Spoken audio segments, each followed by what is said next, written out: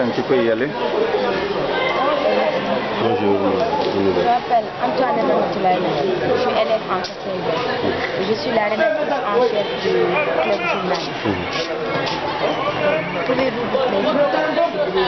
Je m'appelle Mamadou Lamine Dianté.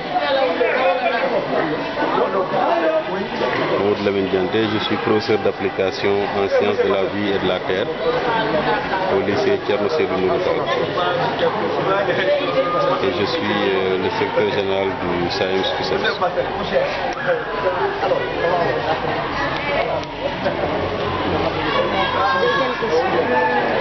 On vous a aperçu à la salle des professeurs.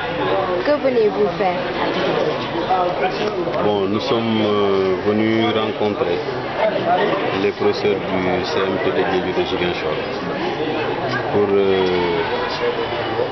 les informer de la situation que vit aujourd'hui l'école publique sénégalaise. Nous savons que tous les acteurs du système éducatif sont inquiets.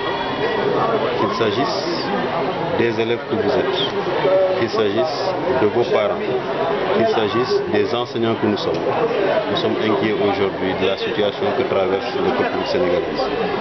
Il faudrait donc que nous puissions informer les enseignants de ce qui bloque aujourd'hui le fonctionnement normal de l'école publique sénégalaise pour véritablement que nous puissions ensemble trouver des solutions. Quand un problème se pose au niveau de l'école sénégalaise, dont la résolution permet d'améliorer un peu le devenir de l'école publique sénégalaise, permet de garantir également aux élèves que vous êtes un avenir meilleur, il faudrait que tous les acteurs puissent se retrouver, échanger pour tenter de trouver des solutions. Et nous avons une part de responsabilité dans cela.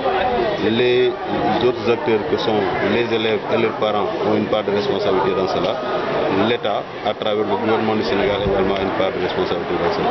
Donc nous sommes un peu dans le cadre d'une recherche de solutions pour que l'école puisse retrouver l'espace scolaire puisse retrouver la paix, que l'école puisse retrouver un climat serein de travail afin que vous puissiez atteindre les objectifs pour lesquels vous êtes aujourd'hui à l'école.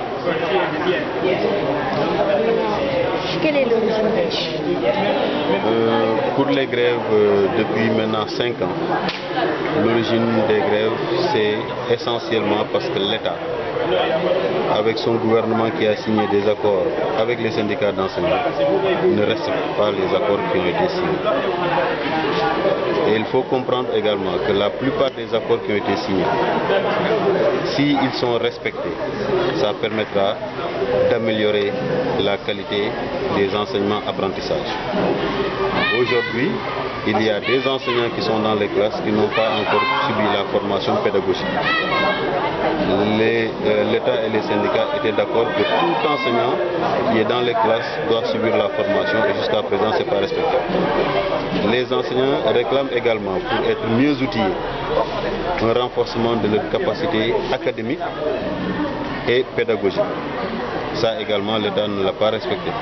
Mais également, les enseignants souhaitent être plus motivés à faire leur travail. En quoi faisant? Pour que les années qu'ils ont eu à faire avant d'être fonctionnaires, que ces années-là ne soient pas annulées, mais que cela puisse leur permettre d'avancer dans le corps. Et ce sont des sources de motivation qui permettra à l'enseignant également de devenir plus performant au grand bénéfice de l'élève. Quand vous allez en grève, pensez-vous aux élèves? Oui, nous pensons aux élèves, nous pensons toujours aux élèves parce que les élèves, ce sont nos partenaires. Nous passons plus de temps avec nos élèves qu'avec nos familles. Les élèves également passent plus de temps avec nous qu'avec leurs propres familles. Donc, nos grèves ne sont pas dirigées contre les élèves, au contraire. Mais nous estimons qu'aujourd'hui, pour faire en sorte que les élèves les plus intelligents aspirent à devenir demain les enseignants de ce pays-là pour former l'avenir de ce pays, il faudrait faire en sorte que la fonction enseignante soit revalorisée. Donc notre combat, c'est pour la revalorisation de la fonction enseignante, notre combat, c'est pour l'amélioration de la qualité des enseignements apprentissages, notre combat, c'est pour assurer un meilleur avenir pour les élèves.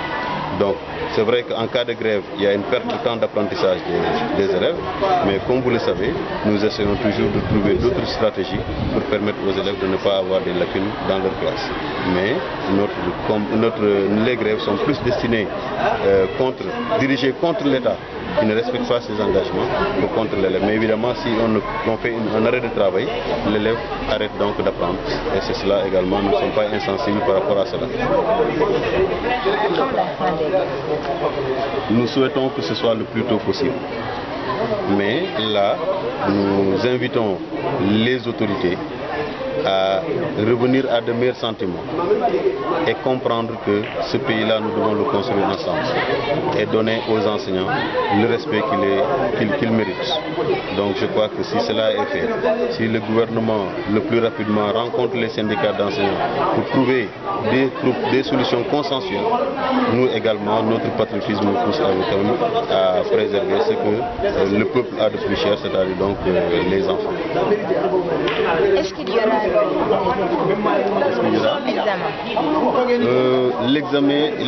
l'organisation des examens est de la responsabilité de l'État du Sénégal.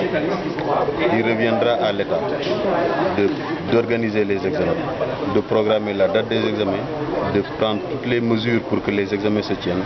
Et parmi ces mesures-là, il y a également le fait de s'entendre avec les enseignants qui sont donc les examinateurs pour que véritablement les élèves qui ont appris, qui ont travaillé depuis le mois d'octobre ne puissent pas arriver à la fin de l'année sans pouvoir faire les examens. Donc nous n'avons pas de problème par rapport à cela. Mais encore une fois, c'est à l'État qui incombe la responsabilité de tenir les examens dans les meilleures conditions.